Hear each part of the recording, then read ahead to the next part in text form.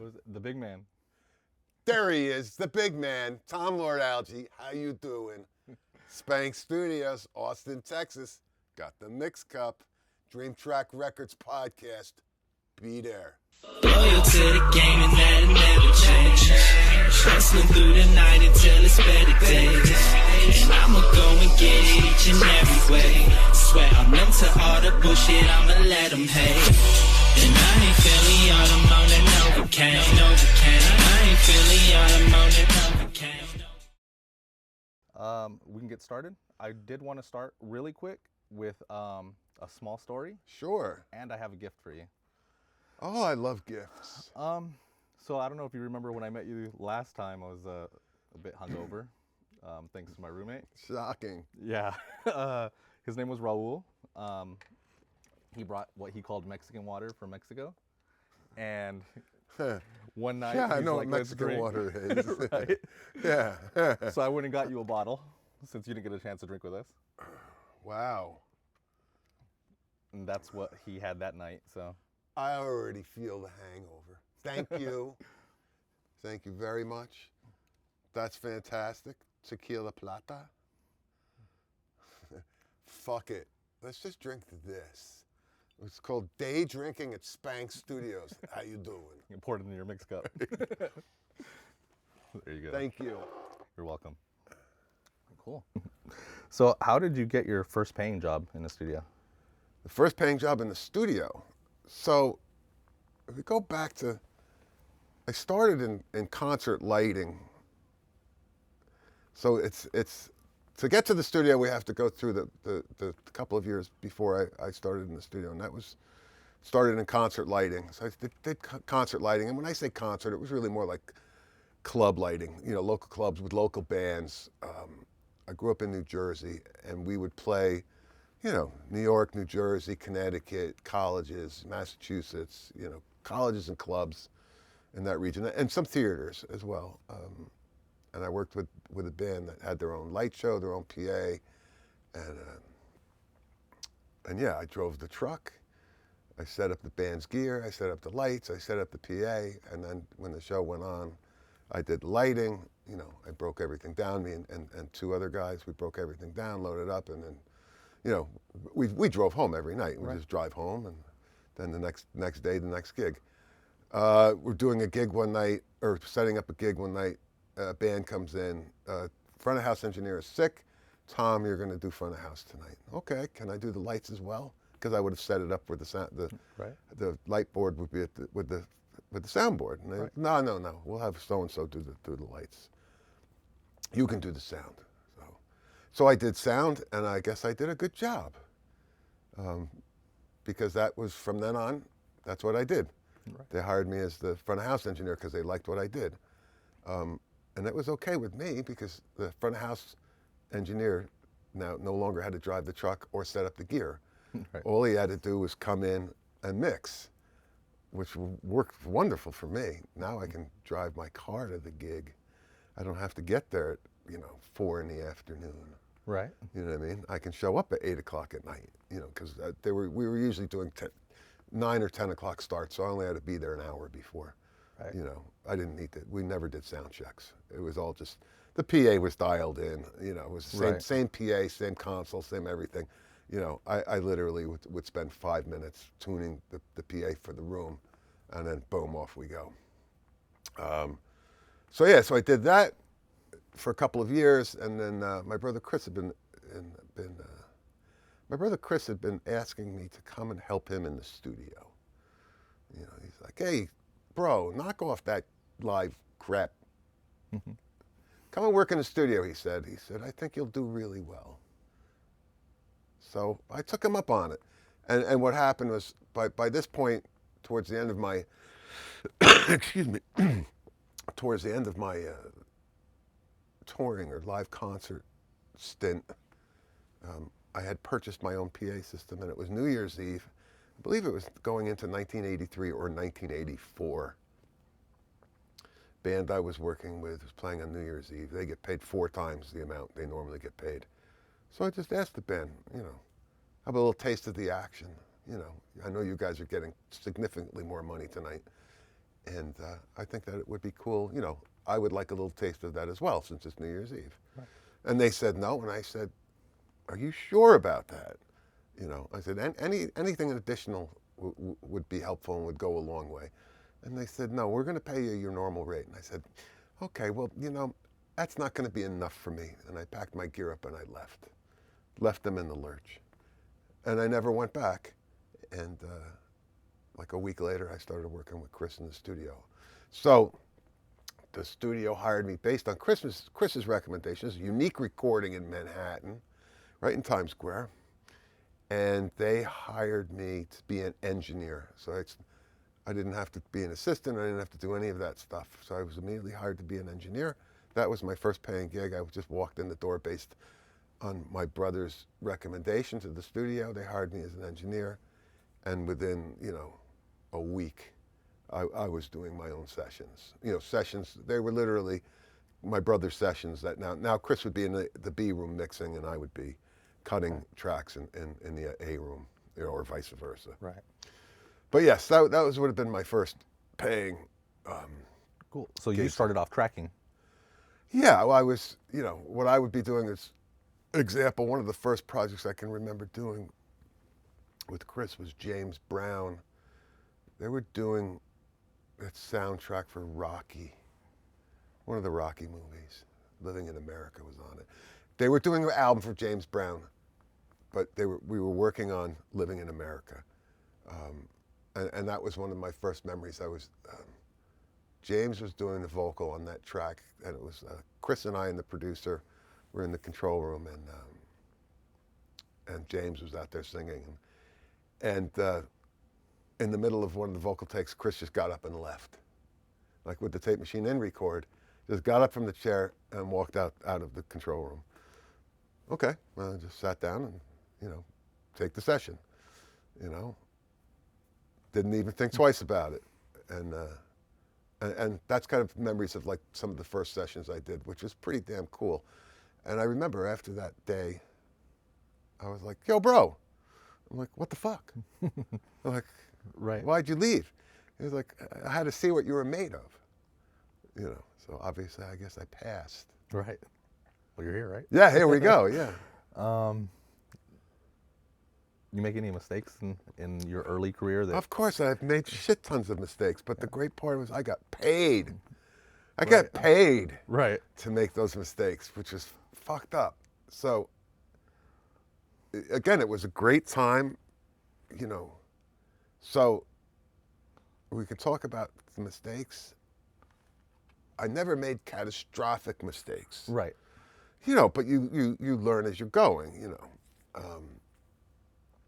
Chris had trained me pretty well.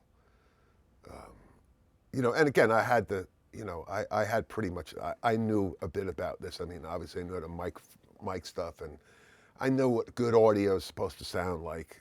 And that's half the battle right there, to be honest, just knowing what sounds good. Right. That's half the battle right there. But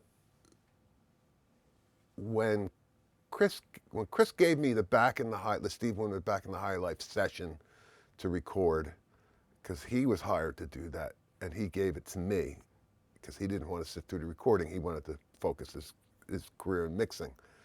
So the plan was that I would record that album and he would mix it. We spoke about, you know, I said, well, bro, what if they ask me to do stuff that I don't know how to do? And he goes, just fake it. He said, whatever Chris said to me, and again, thank you, Chris. Chris said to me, whatever you do, don't tell me you don't know how to do something. You'll figure it out. And I did.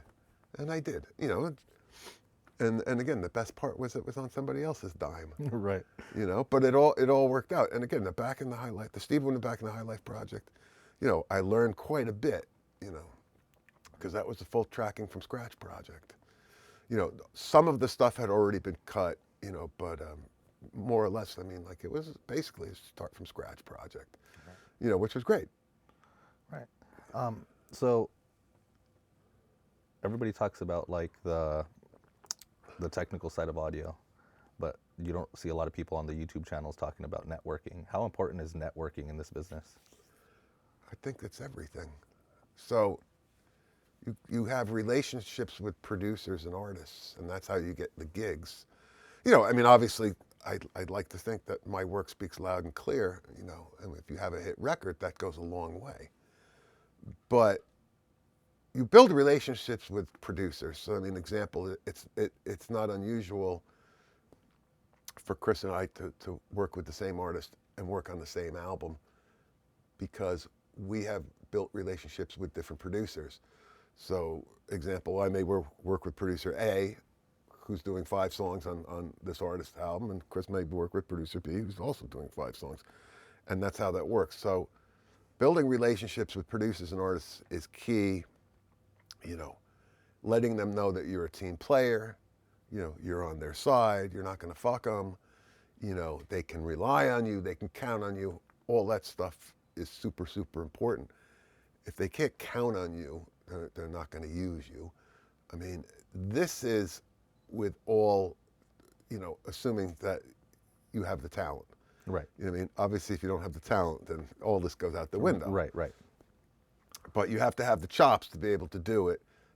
And then, you know, once you've proven that, then you prove your loyalty that, you know, Right. you're not going to undermine the producer Right. and try and take his gig. Right. This is important because then he'll hire you for other gigs. Right.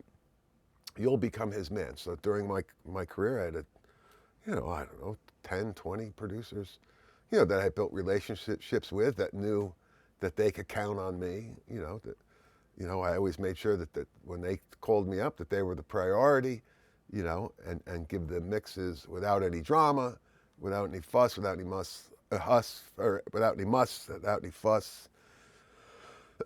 Excuse me. And yeah, so that's where the networking comes in, and I think that would still hold true today. Right. So how do you build relationships with these people? Well, you know, Right. you start as, you know, once you have them in the room, you know, you have to impress them, you know, and you have to show them that, you know, that you're not a threat to them. Right. That you're complementing what they do. So I've always had a simple philosophy. When I started, I also fancied myself a producer, and I produced a couple of records, and I actually had some success early on in my career with productions. But I always felt I was a better mixer than a producer. But I always thought to myself, let me surround myself, you know, with people who complement my weaknesses. So hence why I always had pretty girls, because I'm such an ugly bastard. No, I'm kidding. But yeah, so I surrounded myself with people who I felt complemented areas that I wasn't my strong suit. So yeah. Cool. Yeah, that's what I do with him. Right.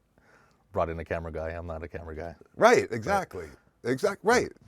So, It's a great example. You know. yeah. And the other thing is, like, you know, leave it to the experts. For God's sake, don't tell the expert how to do his job. Right. You're hiring him to do his job. You know, let him Right. do his job. That's why.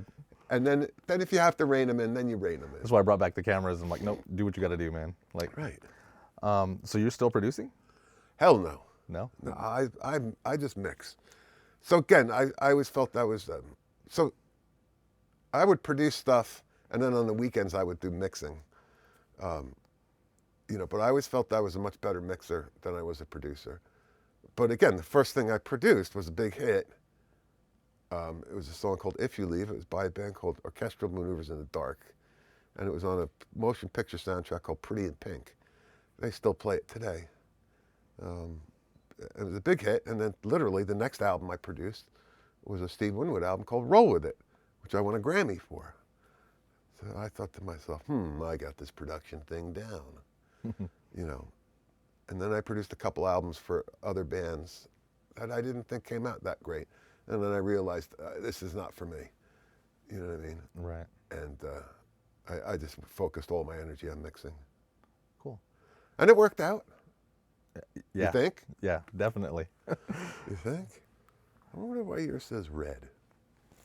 What does it say? Or does it say RE3? Oh, that's how I color coded them back before I put Send 3 and Send 2 on the on, Oh, I just want. so Yeah, I knew what they were when I handed them out. got it. Yeah. It's still getting audio. So. Yeah, it was just a syncing thing. You know, the engineer never goes away. I'm looking down at the at the wireless to make sure that our microphones don't cut out. The worst thing that could happen is we lose audio. You know, then you get a podcast with like one microphone working. Right. You know, and don't think that hasn't happened before. You know, so yeah, it's once an engineer, always an engineer. Right. Yeah, I get asked all the time, how do I, can I even listen to music without analyzing it that way? And the answer is yes, I can. I can. I try not to analyze it. But if I hear something cool, I'm definitely stealing it. Right. For sure. And I'll make it my own. I'll see if I can incorporate that idea into my mixing style and it can make it my own. So, if you were starting out again this day and age, you're a 25-year-old, limited budget, and you're trying to get into Well, this. if I was starting out now, Right. I'd be fucked. It's tough. I'm It's not going to hard. lie to you. It's tough. It's tough.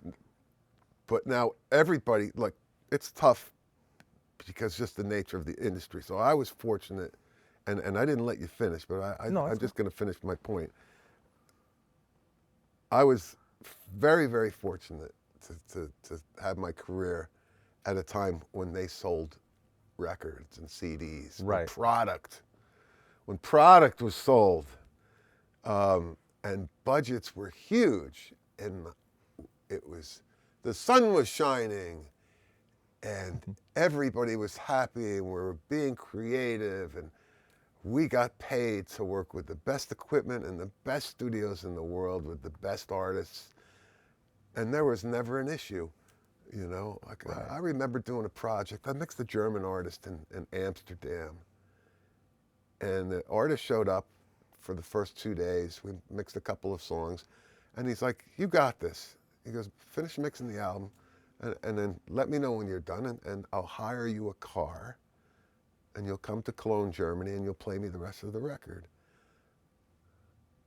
And again, the budgets were ludicrous in those days. So I finished mixing the album, and the A&R guy from the record company says, "Okay, so we need to get you a car. You're going to drive to Germany." I'm like, "Of course I'm going to drive. What kind of car do you want?" And I go, "I don't know, Lamborghini, Ferrari." And I was just joking. And a fucking Ferrari Testarossa shows up, and I'm like, awesome. You know, so I got to drive down to German Autobahn. But that's what the budgets were That's like. cool. They didn't care. Right. They just want to keep you happy.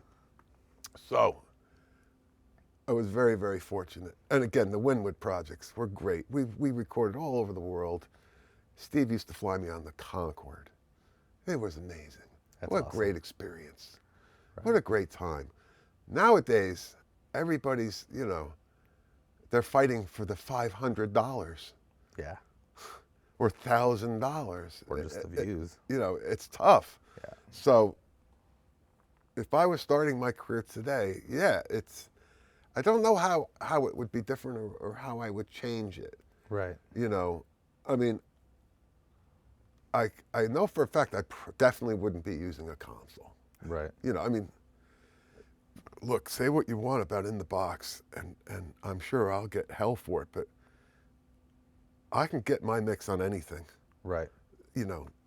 This just helps me along, and I love the way this console sounds, and I'm used to it, and a lot of it has to do with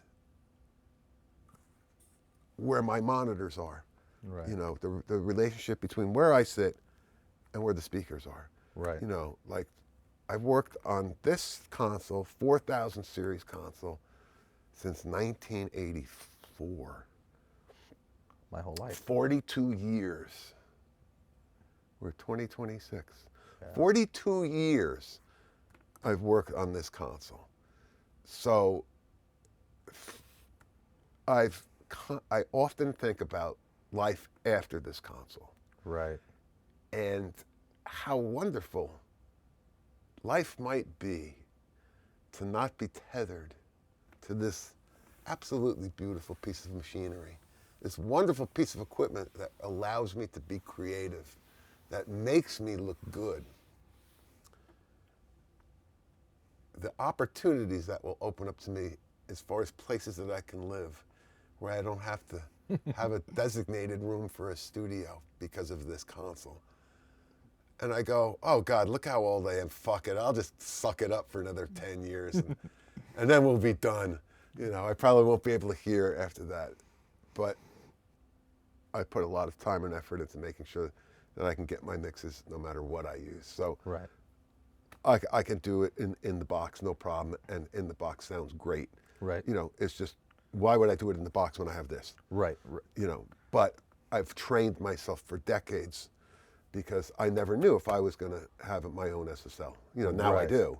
You know, but still, it's something that crosses my mind. Right. You know, because maybe I want to go to the south of France, and I don't want to drag a 4K with me, Right.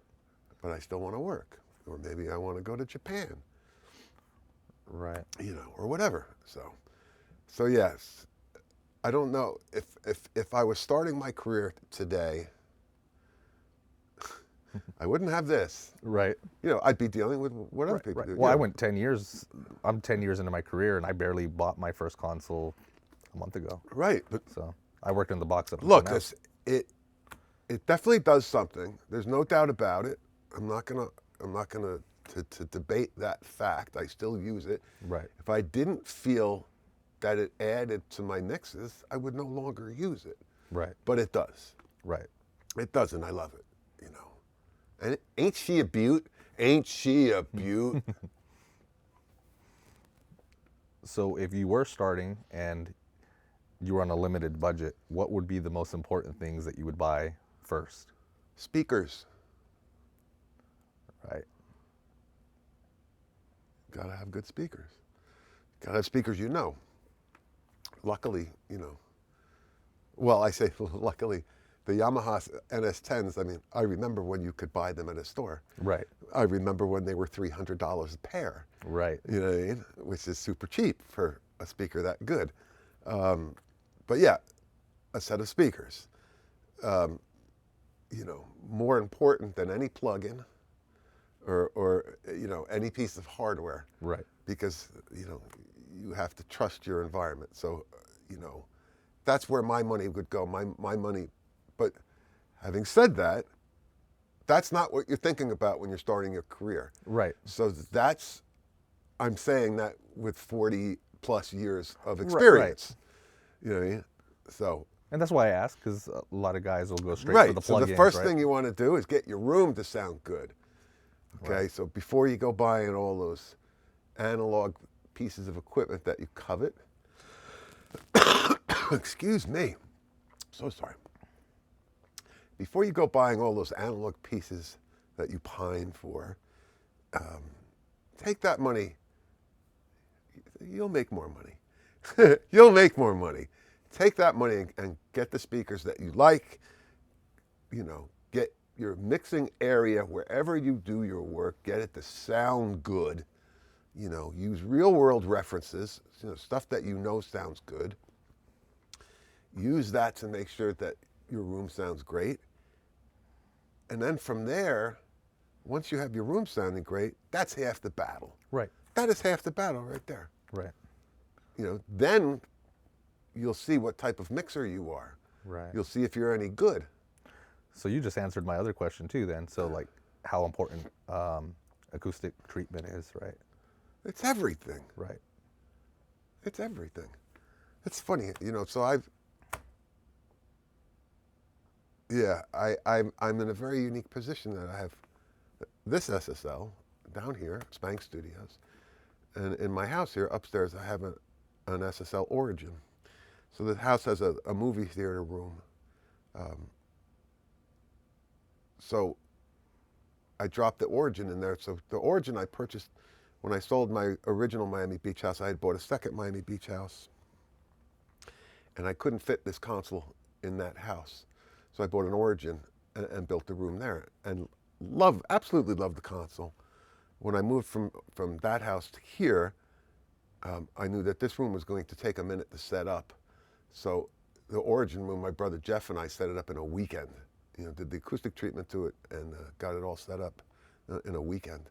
The Origin, I mean, for God's sake, it weighs 400 pounds, plugs into the wall. you know. So Right. and it's a great sounding console. I love that console. But my point was, once I got this room, the sonic work done and got everything wired up, you know, I haven't touched the Origin room. And I had a client ask me to tweak a mix that I had done 3 or 4 years earlier on the Origin. You know what I mean? So I thought, well, let me just go upstairs. Let me do the tweak to his mix. I don't know why he needed a tweak to the mix that was 3 years old. But let me just go up and do it because I did the mix on the Origin. And I remember going up there, and when I played the audio, I was like, oh my God, this room sounds like shit. How did I work in here? But I did. Right. And the mixes that came out of the room sounded fine. But because I got this room to sound really good, you know, I heard all the imperfections in that room. Right. But it was kind of nice to go back and revisit that console. And I've kept that console for the very reason that it's a smaller footprint. And again, we don't know what the future holds. And there may be another move for me in the future. And if this can't fit in you know, if this doesn't fit, I have something that does, and I have something that does that I really like, and that's the Origin. Right. But yeah, it was weird going up and listening to mixes in that room. Right. After being down here now for 2.5, 3 years, you know, I was like, oh my God, how the fuck did I mix up here? Right. Translation, right? That's the important part of it. Well, you have to make sure that we're hearing. I mean, you want to make sure what you're hearing is relatively true. You're Right. counting on the speakers, the monitors. You're Right. counting on them to tell you Right. things. That needs to be brighter. That needs to be punchier. That's a little boxy. That's a little woolly. Right. You know, so if you don't have good monitors, Right. you're screwed. So like I said, you get good monitors, get your room to sound great. And again, there's things out there that can help. I mean, IK Multimedia makes that automatic room correction thing. I just bought the Trinov, which was at Right. Warp Studios. Right. So again, there are things that will help Right. do that. You know what I mean? But again, find the speakers that you like. Right. You know what I mean? Get them. Do you use the room correction software in here? I do not. Okay. I do not. How do you feel about those? So I don't use it because the one that I have, it is the ARC, which is the IK Multimedia. I was hoping that it was more geared along as a standalone unit. It's got to be hooked up to a laptop, and it was a little bit more involved than I was willing to get into. And I like the way my monitors sound. I just Right. wanted to test it. You know, I was hoping it was something as simple as like these little IK monitors, where you Right. just plug a microphone in, it burps out audio, and then it sends equalization back to the unit. It's not. It has to be hooked up to a laptop, and I didn't have the time to deal with it. Right. Maybe later I'll try, but right now, no. I bought a But it is something that is available. Right. That could help tune your room. I bought the Trinov unit, which should be getting delivered today. Well, there you go. Supposedly, it's supposed to be a standalone. Once you've calibrated it, it's supposed to be its own rack unit, Right. run on its own DSP Right. or whatever. So hopefully that works. We'll see how that goes. Yeah, again, I mean, I've heard great things about the IK one, and again, I love the IK monitors. Actually, up in the Origin room, I have a set of the larger monitors, IK monitors, and they sound great. But I mix most of my day on these little IK MTMs, the Mark II versions, and they sound great, and I love them. And again, I love how the ease of calibration with their automatic room correction. Literally, you put the mic in 4 positions. You know, you put it in position 1, you hit the button, position 2, blah blah blah, Right. and boom boom boom, and it does its voodoo, Right. and they sound great. Do you still run out, or have you ever, like, go run out, check it on the car? Oh, I used to. I don't anymore. Yeah, I'm like, I feel. Well, I recommend it to anybody. I mean, so, you know, in the 80s and 90s.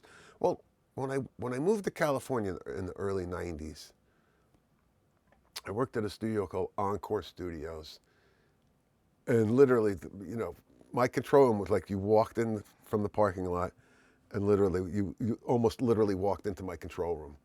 So it's one thing I loved about the control rooms, because I would leave the door open and the outside door open and have fresh air all day, which I always enjoyed.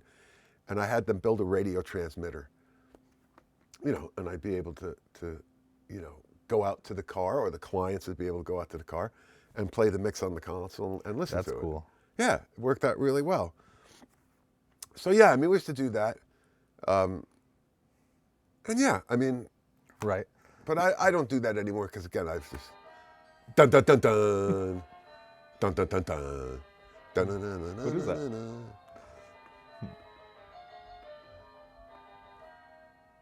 I am the dog. Yeah, sorry, that's the doorbell. You cut that part out. All good. Probably leave it. Yeah. But yeah, I don't do that anymore, because again, I Right. just, I still feel like I need to, and I probably should. It's never a horrible idea. right. It's never a horrible idea. And I mean, in 10 years, I've gotten pretty good. I'm like, okay, I hope so. yeah. I'm like, okay, I know this is gonna translate good, but still, something about it. I'm like, I'm gonna just go listen real quick and just verify. Yeah, look, I'm not going to lie. Yeah, every once in a while I do. Right. And when I do, it usually reminds me why I don't. My wife's car is the one, right? It's for something about that car. Everything sounds muddy to me in there. Right. So if I go in there and I'm like, if it sounds good in there, I'm like, I'm winning. Well, there you go. Yeah. Yeah. There you go. Let me see what else I got here. Vintage microphones. Yeah, okay. Because Vintage microphone. right, everybody wants to get a vintage microphone, right? Okay, so you're all gluttons for punishment. You all want to record vocals that you're willing to risk the performance on. Vintage microphones sounds like a really good idea. And it is a good idea when you go to like Capitol Studios, when you go to a studio, or Olympic Studios or Abbey Road, where they have a maintenance engineer that his job is just to take care of vintage microphones. You buy a vintage microphone, you bring it home, you set it up, you think this is going to be the greatest thing I've ever had. And then you do your vocal take, and then when you go to mix it, you realize that there was an issue with the microphone when you recorded the vocal that you didn't catch until you put some spank on it. Right. So it's not worth it, in my opinion, if you want to use vintage microphones. And I think money better spent just going to a studio that has the vintage microphone and using theirs that's well maintained. The vintage microphones, it's just I don't see a risk-reward benefit there. I'm not willing to take a chance on it crapping out, because again, it could be crapping out in a manner that unless you're really scrutinizing it, you're not able to hear it until it's too late. So therefore, I'm all for modern recreations of those microphones. Right. They're usually really good. And to be quite honest, in my rack over there, I had a couple of 1074s. So 1074s were exactly like the 1073 modules, except they had click stops. So right. It would be click, click, click to raise the volume of the equalization. And when Chris and I put our equipment together, our racks of equipment together in the late 80s and early 90s, we chose to buy the 1074s because of the click stop made it easier for total recall to notate. Fast forward maybe till 2 years ago, I didn't use my 1074s anymore because they need service. Right. They're finicky. And my brother Chris had expressed interest in them. Right. He's like, oh, I'll send them out and get them redone. And since I knew he already had a pair, I'm like, here, bro, you take them. I gave them to him, and he gave me the Heritage Audio 1073 clone, which sound great, and they work. Right. And they work perfect. They sound just as, in my opinion, they sound just as good as the 1073s. Right. You know what I mean? But, again, because my brother was the one that, he found the guy with all those needs. So we both have the same rack of Neebs there. Because he was the one that found that gear. I was just like, here, I'll give you my 1074s. You just give me the Heritage. Right. And we're good. You know, because I know he you know, he'll get them fixed and he'll use them. Right. You know? But he has a similar feeling about the vintage gear. Like, yeah, you know, so I say it in the same breath. It's like, yeah, well, my brother uses the vintage gear. No, he does use the vintage gear, but his stuff is, again, he keeps it pristine. You know, if you're going to buy a vintage microphone, you know, yeah, be prepared to have it totally redone and be prepared to learn how to maintain it. Right. So that's my thought on all the you know, vintage microphones, especially microphones. Right. You know, you're capturing the most important things with the microphone. It's like, you want to make sure it can capture it. Right. So you feel the same way about the analog gear as the microphones? Certain pieces, yeah. Gotcha. Certain pieces, yeah. You know, I mean, look, I've had my equipment for 20-something, 30 years, you know, and it sucks when it starts to crap out. It's really depressing, you know, and I've just chosen technology over intermittent performance. So in other words, I can't risk running my mixes through my analog gear if it's not running 100%. Right. And I can tell you that some of my analog gear doesn't run 100%, so I don't use it because it needs to be serviced. You know, so the plugins have gotten so good. I mean, again, the fucking plugins are amazing. Right. You know, so, but yeah, there's nothing like summing it through an SSL, so, and that's what I do. There's a different sound. It is. Yeah. There's no doubt about it. As soon as I got my XL desk that I just got. Yeah, you get it. I mean, I've worked in the box for SSL 10 owner here. Hey, SSL owner, how you doing? Like, finally, yes. The big man. Yeah, for like the first 10 years of my career, I'm like, there's always something. Like, there's something that I don't like that I couldn't put my finger on. And now you found it. The very first time I mixed through it, I'm like, Now he can put his finger on it. yeah, I was like, what is? I'm like, It's the mix cup. yeah, but when I got the XL desk, the first mix I did on it as a test, right? I'm like, that's what was missing. It was the summing from the analog circuit. That's right? awesome. And I didn't know that that's what it was that I was hearing over the years. Where I'm like, there's still something that I'm not. I grew up in the '90s, right? '90s people were still using analog gear. Yes, and I'm we like, there were. was a cohesiveness, right, to it that I just couldn't get over the last 10 years. First mix I did, I'm like, that's what it was missing. It was that circuit. It's crazy. You know, I'm glad that you found it. Yeah. And it just does it, right? Yeah, It's no, like, I'm glad that you found it, you know. Yeah, look, again, I can get my mix on anything, but this is what I prefer. right. So I think we covered analog versus digital, right? Well, you know, look, I know we were talking earlier, Mario's considering buying a 24-track, 2-inch. And I think that's great. Why the hell not? I mean, I remember, but, you know, I remember, I guess what I remember about analog is all the shit that we had to deal with, like, Gets hot. so it's not something, it's, you know, loss of transients, you know, like I remember the first time when I like, when I recorded a session and then played the tape back and I was like, what happened to all the snap and the crack? You know, because the transients got smashed because of the tape saturation. You know, maybe I was printing too loud, you know, and then, you know, I fine-tuned it so that I didn't lose quite that much. But yeah, all the things that come with it, like, you know, you record a vocal on analog tape, you know what I mean? And then, you know, what we used to do, we used to create a vocal comp. So that makes it a second generation recording.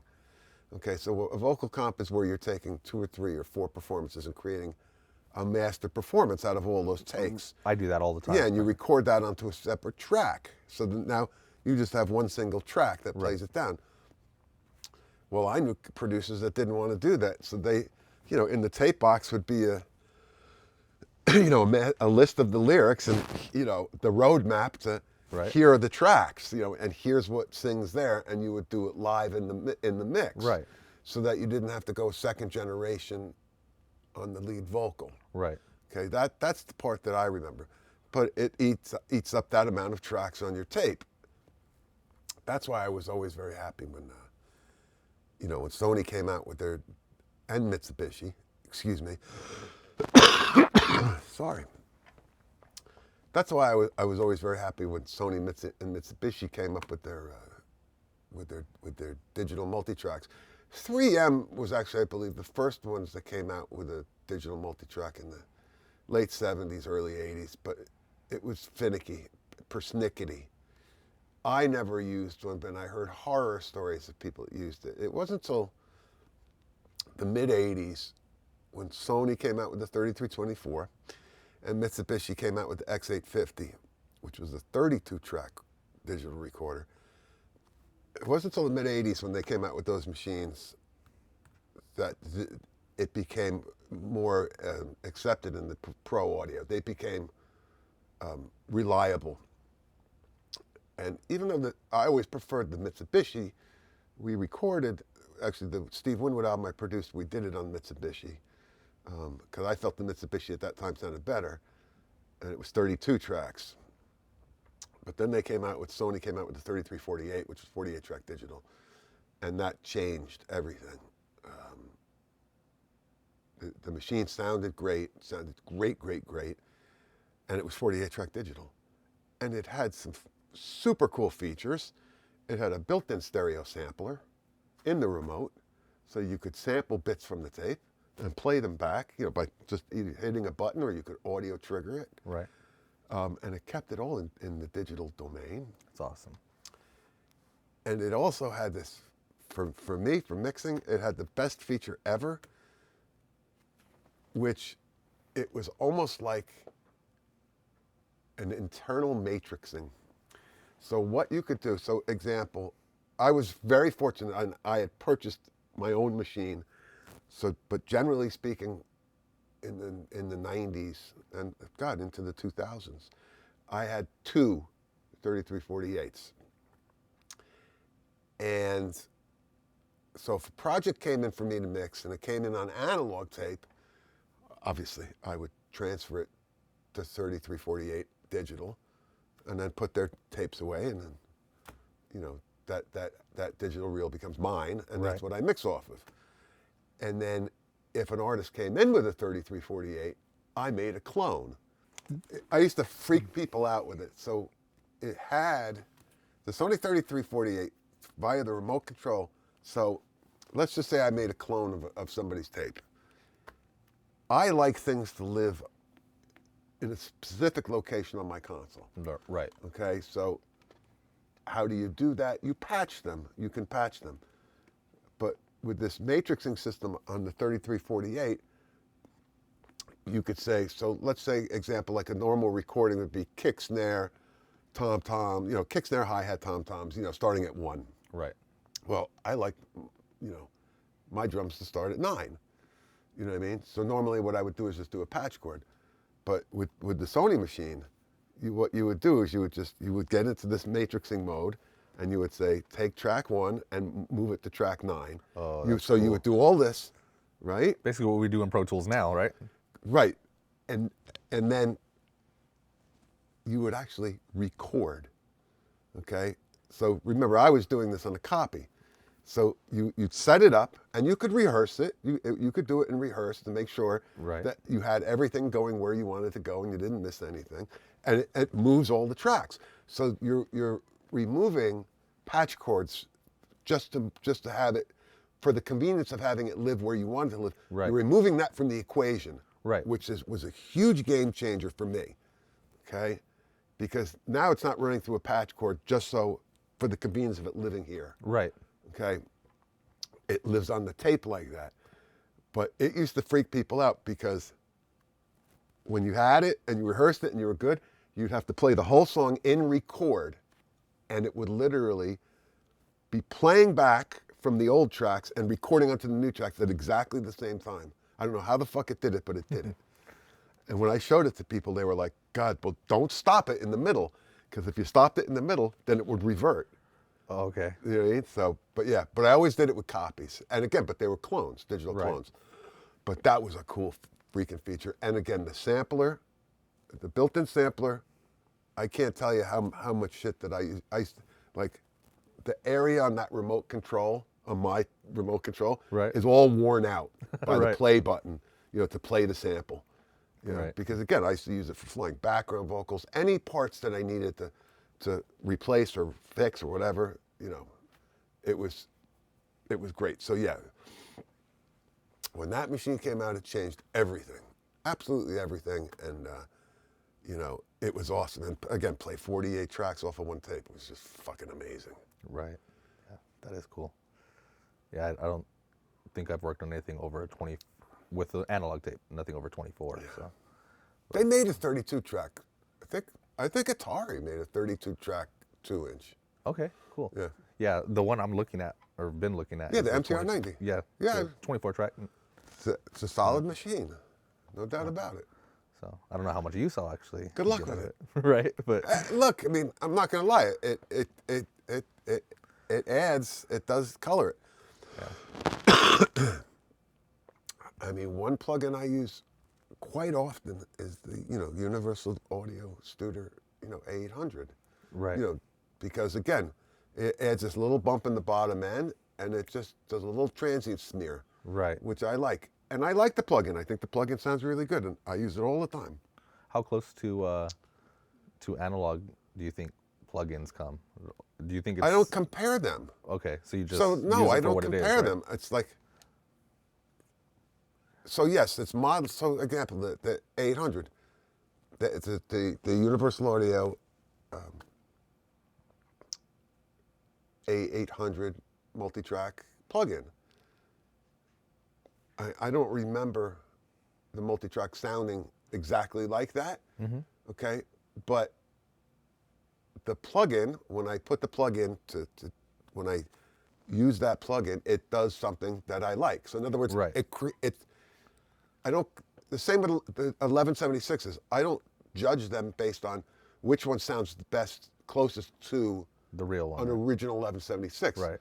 Which one sounds best for what I'm trying to achieve. Right. So I treat them all with as if I don't even think of them as, Right. I don't compare apples and oranges. Right. I worked in the box forever, so plugins is what I know most. Yes, I mean, again, I use the SSL channel strips, Right. at the plug-in versions of them, and there's 3 or 4 or 5 different companies that make them. Mm-hmm. And each one, to me, works for different applications. Right. So don't ask me why, but the original Waves one I use on a snare bottom mic. Just something about that particular chain of events that works really well. Whereas the EV2 I would use on tom-toms, again, something Right. about that particular chain of events. And then my standard go-to is the SSL 4K one made by Solid State Logic. And then if I need to get gougy or aggressive, right, then I would use the Plug-in Alliance one, I like that one. which again is another really good one. I've never sat and compared them with the Right. console Right. because again, for my ear, the Plug-in Alliance sounds different than the Waves, Right. sounds different from the Solid State Logic, which sounds different from the Universal Audio. Right. They all have different pluses and minuses. So I consider each of them to be a unique entity unto its own. And how Right. great is it that I'm able to have that available to me, Right. right? Not only, it's not just having one of them, I have an infinite amount of them, Right. which is the great thing about plugins. Right. And the other great thing about plugins is they always fucking work. Right. Right. Right. They always fucking work. I only ask because there's the argument online, right? That the plugins don't sound like the hardware or this and that. Like, Who fucking cares? right. And even Look, the plug-in doesn't sound like the hardware. Who fucking cares? there you go. Okay? So, I use the BF76, Avid BF76. Do I use it because I think it sounds most like an 1176? Fuck no. I never used 1176s. I used LA3s. I never, hardly ever used 1176 when I was mixing analog. Okay, but I use the BF76 because it does what I want it to do. Right. I don't use it because it's an 1176. I use it because it has a great sound for what I'm trying to achieve with it. Right. Okay? Do I use my brother's? You know, the CLA plugin, the Bluey? Yeah, it sounds great. Right. You know what I mean? And I actually even have a hardware Bluey. And Right. that also sounds great. I don't And again, they're apples and oranges. Right. So there are so many 1176 plugins. And again, they're all different. So yes, I use the BF76 on something. I'll use the Purple Audio 77 Right. on other things because each one of them has a different sound. Right. Fuck you guys, stop comparing to the hardware. Be like, this works great on vocals.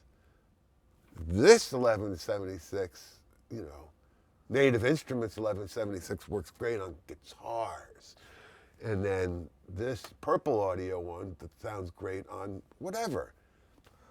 I don't understand the argument anyways, because when I was going to school for this, the school had multiples of hardware, and even the hardware seemed to Yes. be somewhat Yes. different, right? Yeah, well, yeah. So yes, I mean, we always had multiples of the same pieces of equipment. And again, when, you know, it would be notated in the notes that Right. would be stored with your mix data, you know, which one was used on what. Because Right. you never, you know, yes, each one had its own. When I recorded at the school, there was an LA2A, the very first LA2A I had ever recorded on. Right. And I'm like, that's awesome. I love it. I love the way it sounded. As we moved in, so the school set up in cycles. You would move to a bigger, better studio as you went on through the curriculum. As we moved on, I would use the LA2A and the other ones. I'm like, no, I want to go back to the old room. It was that one that I liked. It was not the LA2A itself. Right? Yeah. That's right. So, you know, I traveled the world working in recording studios, and yeah, you find one of those gems, you know what I mean? And all of a sudden, you know, I want to go back to this room because they have this. Right. Oh, that's a story And with that's Bluey, the right? story with Bluey. Yep. Yeah, it was Frankenstein, and it just was Frankenstein the right amount, and there you go. That's awesome. Yeah. Which I have the Black Lion. Yeah, no, Bluey. I have two of them, and Yeah. I think they sound great. Yeah, it's awesome. I love mean, it. For the price, Yeah. you can't beat it. You know what I mean, I used it since I've gotten it. I've used it in almost every vocal. Right, I just say, and I recommend it to people. Yeah. Oh, what's a good vocal compressor? A good Bluey. It's not going to break the bank. Right. You know what I mean? Yeah, well, And I it have all the sounds newer. great. I have all the newer recreations and stuff just because I'm not going to spend on Again, a vintage. you know, it falls under the same category. Like, I would rather use my LA3. Okay? I haven't serviced the thing in 30 years. There's not a chance I'm running anything through there that I need to have a pristine recording of. Right. It's not worth the risk. Right. You know what I mean? I'm going to use modern gear. Right. Again, I treat the modern equipment the same way I treat the plugins. Okay? It either does what you're trying to achieve or it doesn't. You either like how it sounds or it doesn't. You know, it's like, well, I'm really disappointed that the Black Lion Audio Bluey doesn't sound like a $5,000 1176. Or I don't even know what 1176 are going for nowadays. You know what I mean? But it's like, you know what? Spend a minute. Okay? Make it, Right. Should be able to make it sound great. Yeah. Should be able to make it sound great. Treat it for what it is. It's a $700 or $800 compressor. Back in the day, we didn't have $800 compressors. Right. You know what I mean? It's like any of those units to get in the door were $1,500, $2,000 minimum. Right. You know what I mean? I remember I bought a couple of what were they? The DBX 163Xs, which was just one knob more. I think they were like $100, you know. And I was like in this phase where I was just like, I want to try the cheapest compressors I can find, just to have a different sound. Right. You know, why not? Fuck it. I still use a DBX 160. Yeah, again, it works. yeah. It So compresses. that's my thought. Like modern gear, for the people that compare it, and I understand why you're comparing it to original hardware. I get it. But I feel if you change your mindset and judge it on how it performs in its own merits and find out what it's good at, it changes everything. You know what I mean? And I feel the same with the plugins. Right. Like, in other words, no, I mean, I've never sat there and scrutinized, does it sound like X, Y, and Z? No. I just I like that when I do this, it does this. You know what I mean? So there you have it. Awesome. It's all about your ear. It's how you manipulate the gear. Right. It's all about your ear, not the gear. It's about how you manipulate the gear. The gear is not what makes your mix great. It's your ear that makes the mix great and how you manipulate the gear. Right. Let's see. So was there ever a mix that you worked on that you're like, this is going to be a huge hit? And Oh, then it every just one. Falls dry. I just finished flat? one. I just finished one yesterday. Every mix. Oh, yeah. Every one. Well, Okay. I treat every mix as if it was the mix that's going to, set my career on fire. Got You know? And I treat every mix with the respect and dignity not dignity. I treat every mix with the respect that it deserves. Again, Right. every song should sound great. You know what I mean? I try to find all the good things in a song and make a big deal out of it. And all the things that aren't so good, I either get rid of or bury. I mean, example, I mixed a song yesterday. And I haven't heard back from the artist, and I will be interested to hear. But it has a saxophone solo. And I'm sorry, but I can't play it for you because it's not released. But it has a saxophone solo that came in very awkward. It had every time the saxophone solo came in, it didn't feel right to me. And I didn't ask the guy, and I haven't heard from him yet either. But I go, I don't like the beginning of the saxophone solo. And I literally just moved it 2 beats, did a couple of edits, and made it so that it starts, because it came in on the up of 3, 3 and before the downbeat of the solo. So it felt like it was on the upbeat rather than downbeat. It just, right? it felt weird, and it played a weird lick in the beginning, and it wasn't like, hey, that's really cool. No, it felt awkward. It felt like a mistake. It actually felt like a bad edit, to be honest with you. So I just moved it to the downbeat, changed, I had to lengthen one note and add one note that I was able to do. And I'm like, oh my God, that to me sounds correct now. Right. So it'd be interesting to hear how the artist feels about it. But the reason I brought it up is because sometimes I can never expect the artist or client to love my mix if I don't love my mix. Right. And that fucking solo was driving me nuts. Now, I made sure that I saved the playlist of his original solo because I have to take a step back. If he calls me up and says, can you put the solo back? Then I have to give up. I'll explain to him. I go, look, I feel that the song benefits from it. Right. That's why I did it. But it's at the end of the day, it's the artist's Right. client's decision on how it's going to be. So there's no producer. You're working straight with the artist on this one? Well, I'm sure there's a producer. Oh, okay. Yeah, but this one I'm working right with the artist. That's what I meant. There's nobody in between. I'm sure the producer will chime in. Gotcha.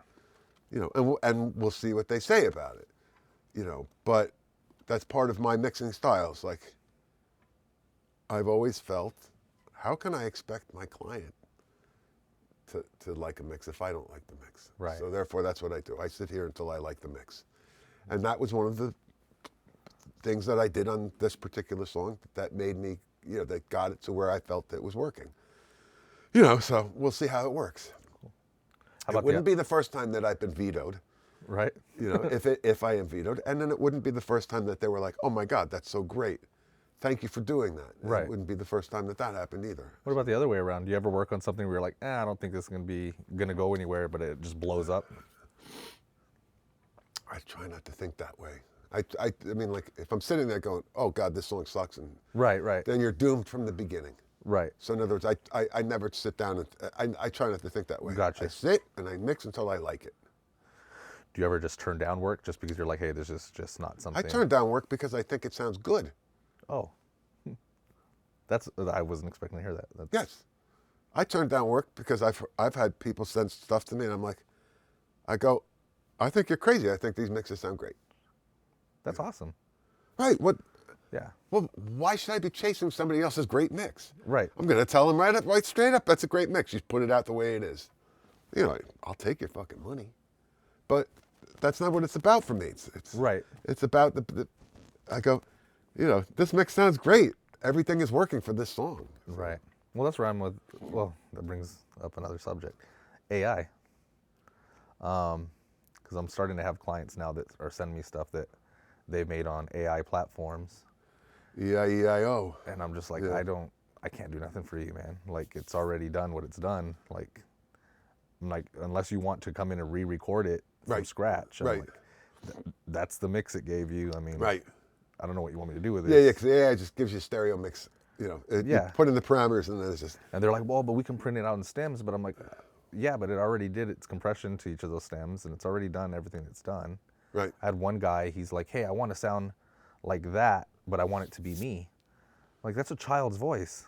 I'm like, I can't, you're a grown man. I'm like, I can't do that. Like, I don't know what you want me to do. Yeah. Right? Like, Yeah. so, I don't know. I've been turning down there's a lot of stuff at my level of recording. There's Right. a lot of AI stuff coming in now, and I'm just like, I don't know what to tell you other than I don't want to do it. So, Hey, I mean, it's quite possible some of those slipped through me. I don't know. right. Who knows? It's getting super popular though. At least, like I said. It's what it is. But, what's the most challenging mix you've ever worked on? I don't know. That's fair. Any unusual requests or anything from? Oh, always good. Thicken up the hi-hat. Okay. You know, that's always a good one. Can you thicken up the hi-hat?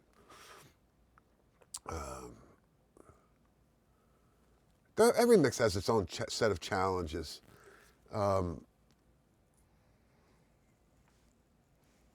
You know, the challenges today are, you know, dealing with, it's the Wild West out there when it comes to session delivery. That's more of the challenge. It's like, it's not necessarily the complexity of mixes, but I'm not going to argue, man, I get it all the time, mixes that are in the, you know, 150 to 200 channel count, you know. Why? You know, but I get it. Right. And it's part of the gig. Right. You know, and I'm able to sift through it, but it's, you know, session management is more of an issue than, you know, what mix is the most challenging. No, it's what's challenging is again managing the session, being able to navigate it and still having the ability to be creative. Right. You know, because you want to have that. And for every channel that I have to remove a .dupe or a .cm, you know, or for every channel that I have to relabel because it didn't come to me labeled correctly, a little bit of my creative juices gets thrown away because now I'm being an audio maid, Right. as opposed to being a mixer.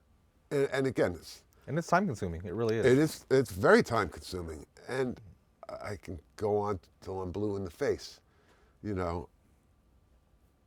I have a you know, what I call the Pro Tool guideline, you know, document that I send out to clients, and this is how I would like, you know, the session delivered. Right. You know, it just explains to them how I'd like it kind of, you know, tidy and clean and named, everything.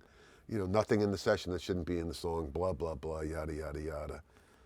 And it just seems that nobody reads it. Right.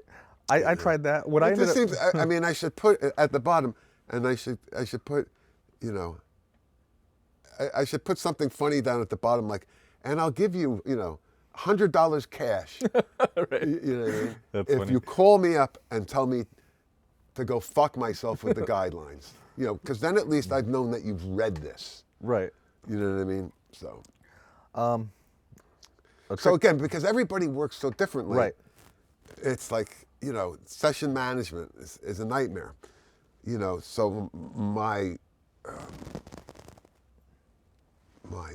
suggestions for you guys out there, is to take some pride in your sessions. And I know that you get sessions that you didn't start. You get sessions that you've inherited from other engineers, and they're a nightmare and they're a mess. Well, if you're going to be the last guy in the chain, or at least go through them and clean them up and tidy them up. Take some pride in your work. What I ended up doing is I ended up making a template that I work out of, that I open. Right. Everything's already pre-labeled, snare, kick. Right. And I kind of just request that everybody gives it to me as their track stems. And that way when I get it, I just drop it. I'm like, there's the kick, there's the snare. And that way when I print my stems, that it replaces the label already. So. Right. But that's how I fixed it, at least for now, just because same thing. I'm like, I don't know what all this stuff is. So just quick listen, I'm like, it goes there. Yeah. So. So again, I mean, I get it. Again, I just tell them, have a little pride in the session and put a little effort in, make it dummy proof. It's like, I don't need to know, what microphone was used in the recording. I need to know what the hell the instrument is. Chorus guitar, chorus guitar 1, not, Strat 421 or Strat 57, dot dupe, dot commit, Like, Right. Get rid of the dot dupes, get rid of the dot commit, get rid of the dot 01s, all of that shit. It's like, it just makes the session so confusing to look at. You only have so much real estate. Like, I've never understood it, and I will never understand it. If I have to clean one, I usually will make that a session. Just do the cleaning, all that, and then I just walk away from it for like a day. Yeah. And then I'll come back to it with a fresh mind. Yeah, no, it's, look, I've gotten good at it, but yeah. And again, to my clients, a lot of them do the best that they can. I've just come to the realization that I know no matter what, it's never going to be delivered to me 100% the way I want it. So, Right. Let's move on to streaming. Okay. Do you think that's a good thing or a bad thing compared to like physical sales back in the day? Oh, I like rivers and streams. Fishing. Oh, I don't like fishing, but I know what you're talking about. What about streaming? Because we no longer have physical sales, right? Like I've noticed you've got like a bunch of like gold records and stuff. Like that's not. I feel like on the lower levels, it's not as obtainable to get like a gold record these days, right? Because everything's in streams. And Yeah, the but stream you count's can get so it for high. streaming. Right.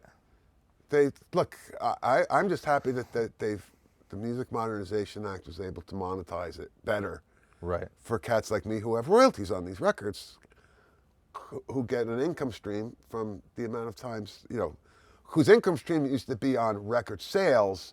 Now at least we're getting monetized. We're able to monetize the playing on streaming. Right. So I'm all about it. I'm all for it. Stream. Stream till you're soaking wet. Is that comparable to what record sales were as far as getting paid? I don't think so, but I mean, again, I've in the past 12 years, I've noticed an uptick in my royalties, and that's what it is. It's from streaming. Right. So that's a good thing, right? But it's still not comparing to the record sales, correct? Well, no, but I mean, it is what it is. Right. Remember, we talked about the good old days, when they were renting me Ferraris and Right. and budgets were, they didn't care. They just wanted to keep you happy. Those days are long gone. But yeah, that's why, would I get into the business now?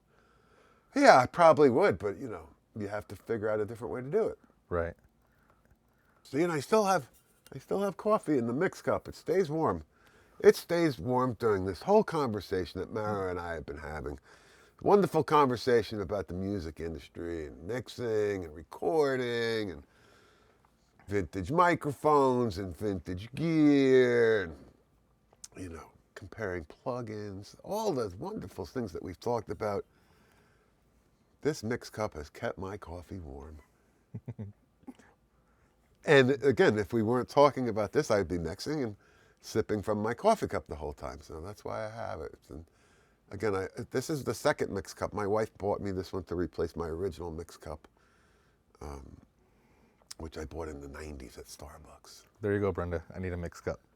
That's right. I let my wife know, right? Brenda, it's a Yeti. It's got my initials on it. And this one is, you can't see it, but it says mixcup.dupe. For all you guys that don't take the .cms and .dupes and .01s out, my wife was just having a little fun with it. Mixcup.dupe. That should be your, he should buy that domain. Yeah. For his website. Mixcup.dupe. It'll take him to his website. That'd be cool, huh? So out of everybody you've worked with, when you found out you were going to work with them, who was the one that you would probably say you were the most excited to work with?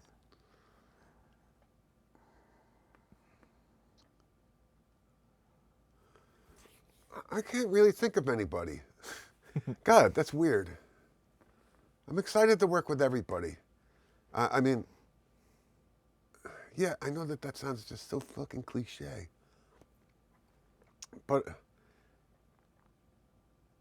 part of the gig when I got to that place was to you can't be like, oh, Right. you know. That's what I told him. I said, hey, we're going to go meet Tom. Don't be weird. Don't be weird. Yeah, like, I'm like, he's down to earth. Be cool. No, I mean, like, I did like 4 tracks or 5 tracks in that. Bridges to Babylon's for the Stones, you know, and even that didn't fucking faze me. You know, when Jagger came in, like, I wasn't even fazed by it. And then I did a solo album for Jagger. Right. Where we spent a week together, you know, mixing. And, you know, Steven Tyler, you know, it's like they hire you to do a job. So it's like, Right. you know, like I never really, you know, I mean, yeah, Peter Gabriel was kind of like my idol growing up. And when I had an opportunity to work with him, it was kind of cool, you know, but he, you know, like in other words, when I worked with him, it was just me in the studio and his tape, you know, so no, it's just kind of like, yeah, you just treat it like, okay, what's on the, you know,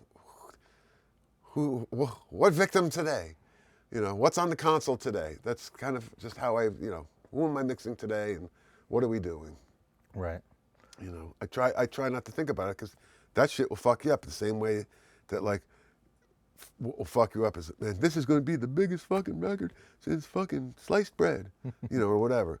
As soon as you start talking that kind of smack, Right. you're doomed. Right. You know what I mean? Like, I'll do the best with what's given to me. I try to squeeze every ounce of energy out of the song. You know what I mean? And then from there, it's up to the people that are, you know, that whose job it is to promote it and get it released and do that stuff. My job is to make it sound great, to squeeze every ounce of energy out of the song, you know, and make the artist happy. Right. And that's what I focus my energy on, and try not to get freaked out that it's, you know, Mick Jagger or, Right. you know, whoever else, you know, Blink-182 or Right. Rivers Cuomo. Um. Because at the end of the day, there's regular folk, you know, like, Right. it's weird. Like they just come in and you start shooting the shit. Right. Right. Right. You know, like that's literally like you're just talking smack or talking shit or, you know, you tell life stories or whatever. But it's like, again, it's like with Jagger. It's like we talk music. Right. You know, talk about just bullshit. You Right. know, talk about Miami Beach. You know, talk about what we're gonna have for lunch. Right. You know, like just normal everyday shit. Cool. You know, I suppose it's when you're out. I remember I was out with an artist one time in Miami Beach, and we were out to dinner, famous artist, and I noticed this girl, and I'm like, oh fuck, you know, she's gonna come over and talk to the artist, you know, and sure enough, this girl comes over to the table and goes, aren't you Tom Lord-Alge? And the artist was like, we're shocked. You know, that was humbling. I got a big kick out of that. Does that happen often, where people recognize you when you're out? No. It does happen, and it never. It's always welcome. So yeah, every once in a while, we get recognized. So Chris and I were just on a trip. We went to Copenhagen. We went to Copenhagen together to see our good friend Steve Hackett, guitar player from Genesis. And we weren't even at a Steve Hackett show. We were actually going to lunch in Copenhagen, and some dude just walked up and was like, recognized Chris, And then of course my brother Chris is like, well, and my brother, Chris is like, Right. diverting, going, yeah, it's two of us here, But I always, anytime it happens, I always stop. I appreciate it. Right. What's your name? What do you do? Again, and it's happened to me all over the world. All over the world. My wife and I go to Singapore every year for the Grand Prix, for the Formula One Grand Prix, and on a couple of occasions, just like walking through the crowd at the race, somebody comes up to me, Right. And it's just so thrilling. And airports, it happens at airports as well. Right. But again, I'll stop. I mean, it's such an ego boost. Right. It's awesome. And again, the least I can do is give these guys, the couple of minutes. Hey, what's your name? Where are you from? Are you an engineer? Thank you. Now I've met you, so if I seen you, I'd be like, hey, it's Tom, Yeah. right?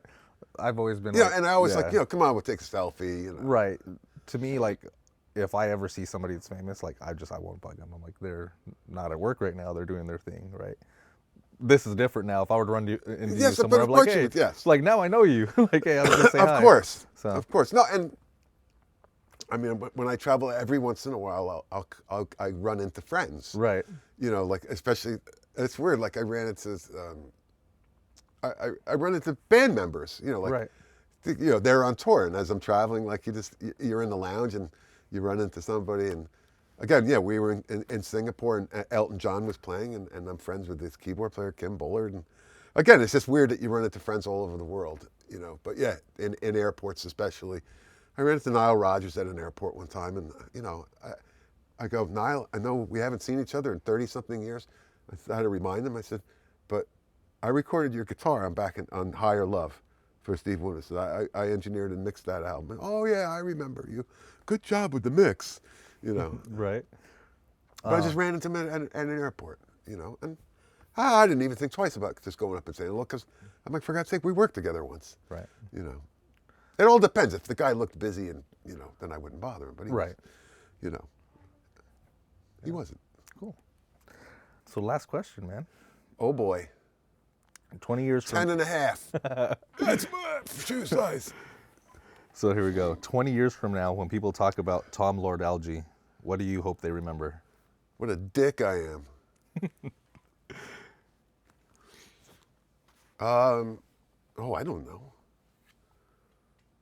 I did good work. I don't know. I try not to think about my mortality. So.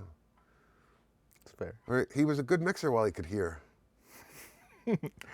That's scary, isn't it? I worry about that too. I'm like, wow, I'm 40. Like, what happens if I can't hear by 60? No, what's scary is my eyesight. I'm having some issues with my eyesight. That's scary. The hearing issue has been, it comes with the territory of 40. Oh God, here we are. What am I? Of 50 years. Yeah, 50 years pretty much working in audio or with audio to one extent or another. It's taken its toll on my hearing. Luckily, I've been able to work around it, and it hasn't affected my mixing. The mixes just get brighter. They're supposed to be that bright. Mine are pretty bright. Well, so. Brighter is better. But no, I mean, I've figured out what works best for me, so that I don't blow my hearing out. But yeah, my eyesight. So I've been having some issues with the eyesight. It's getting more and more complicated now to see the screens, which is a real bummer. Right. Because now when you're using a DAW, visual is a big deal. Yeah. So, but I can still see, and whatever's going on with my eyesight, we'll get it sorted out.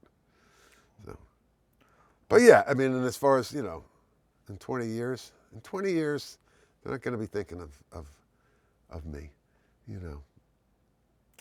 I don't know. No, look, You're legendary, man. You, your brother. appreciate that.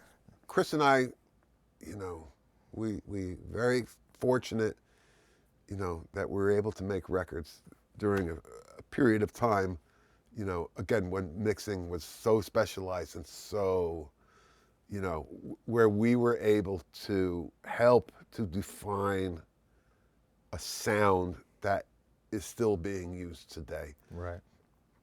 And to be honest, it is a sound that we stole from Bob Clearmountain and then made our own. Right. Okay, so we can't take credit, and I'm not going to take credit for inventing the mixer, you know, the mixing position or the mixing job of just being a mixer. Right. Bob Clearmountain really made that a thing. Right. I'm not saying he invented it, but he made it where, you know, oh, well, if Bob can just be a mixer, so can we. Right. You know, so hats off to Bob. Love you, Bob. You know, so yeah, Chris and I, that was our goal, was to clear the mountain, Bob Clearmountain, to clear the mountain. But we love Bob, and we just, you know, took what Bob started and ramped it up. And Chris even more so. Right. So again, you know, the Lord-Alge brand, Chris really helped take it over the top. So again, I benefit from that brand. So again, you know, I help him out any way that I can when it comes time to selling his wares or Right. promoting the brand. But yeah, I mean, Chris and I were able to create this sound that the two of us both, Right. you know, created individual portions of it, but that is still is still being used today in audio, you know, that style of mixing. Right. You know, and we'll see what happens in the future. But I mean, I remember in the 80s and the 90s, you know, the guys going to me, wow, the mix sounds really compressed. And I'm going, good, it's supposed to. Right. You know, like, I'm going, okay, where would you like your mix to be played? And they go, on the radio, back in those days. And they go, okay, so I go, let's turn the radio on. And as soon as you turn the radio on, the mix sounds all compressed. Right. I'm like, right. So we want your mix to sound great before it even hits the radio. You know what I mean? Right. And when it hits the radio, it's going to sound even better. So that was kind of the catalyst for that. You know, we just kind of, you know, but yeah, we get so much shit. It's too compressed. And then I listen to those mixes and I go, that ain't shit compared to today, Right. compared to the pummeling Right. that these guys are doing today. And I'm sorry, some of it's not even fucking musical. Right. It's just pummeled. The You whole know, loudness wars thing. Yes, it's yeah. just completely fucking pummeled. And again, you know, I'd like to say that Chris and I do it in a musical kind of way. So, apples and oranges. Right. You know. But yeah, that's, you know, that's what I'd like our legacy to be, that, you know, we've inspired the whole next generation, and that's why I do this. That's why I speak about this. You know, you get a little insight into the wackadoodle fucking brain I got. And, you know, the fact that I even remember any of this shit is, it was a blur. 25 years or 24 years in Miami Beach. Whew, good times. Good fucking times. You know, I mean, it was rock and roll. But yeah, I'd like to pass, you know, the little bit of knowledge that I have on and let you guys know that everything that you have the same tools I have. No reason your mixes can't sound as good, if not better. You know, so what do we talk about? Stop comparing plugins to hardware. The plugins are now unique tools to themselves. So you think of them like that, and that will change. It's not the gear, it's your ear. It's how you hear it. Monitoring is uber important. You know, you're not going to get a good mix if you can't hear it correctly. And Bob's your uncle. Uncle Bob Clearmountain. Bob Clearmountain. When he lost his console, Chris called me up, and he's like, "We got to get Bob a console." So, and we did. I just saw it on a podcast the other day. Yeah. Chris had one, and I had one, and the one I had was the one he wanted. So That was really cool of you guys to do. yeah, happy to do it. Happy to do it. Happy to do it. And it looks great. No, I mean, if it was here, it would still be, I'd still be working on it. Right. You know what I mean? And now Bob is using it, and he loves it. So I'm happy. Awesome. I miss all those parts. Nah. I would know. I was going to make an Atmos room out of that and use that console because it has the Bluestone mod, which Bob likes. Right. So, but again, you know, the thought of, yeah, I didn't even blink. Chris called me up, and I'm like, I got a Bluestone mod console. That's the one he's going to want. So, and that's what he's on. That's awesome. There it is. There's not a lot of these left, are there? There's a fair amount of them. Is there? Yeah, there's a fair amount. I mean, right. Because they're Frankensteining them now, right? Just to be able to keep other ones not running? necessarily, no. Look, these are over-engineered. This console was built in 1993, okay? And it spent the majority of its lifetime with me. Right. Since 97. I can't remember performing any major maintenance to it, you know, because it's over-engineered. You know, I mean, one of the reasons for that is because it's just, sorry.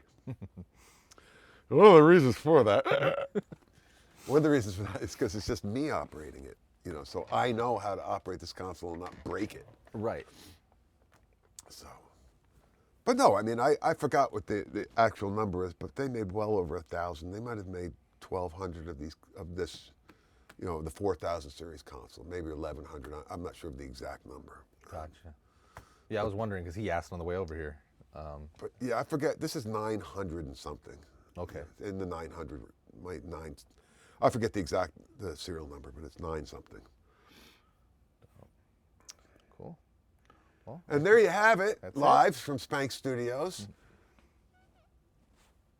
Our podcast for Dream Track Records, here with Mario, the man. thank you, Tom. I really Thank you, appreciate it. Mario. Yeah. Solid State Logic for this lovely console. Thank you. And you guys for watching. If you pulled one thing out of this that helps you, then my job is done here. If you didn't, then go watch my brother's video on YouTube. He'll just tell you to fuck off. Nah, he won't. He's a good guy. Yeah, he's cool. My brother's a good guy. I've met him a love couple of times. He's I love him. awesome. And on that bombshell, see you from Austin, Texas. This is Tom Lord-Alge with Mario. Thanks for watching. Adios, motherfucker. Loyal to the game and that'll never change. Hustling through the night until it's better days. And I'ma go and get it each and every way. Swear I'm numb to all the bullshit, I'ma let them hate. And I ain't feeling all the moaning, Novocaine. I ain't feeling all the moaning, Novocaine.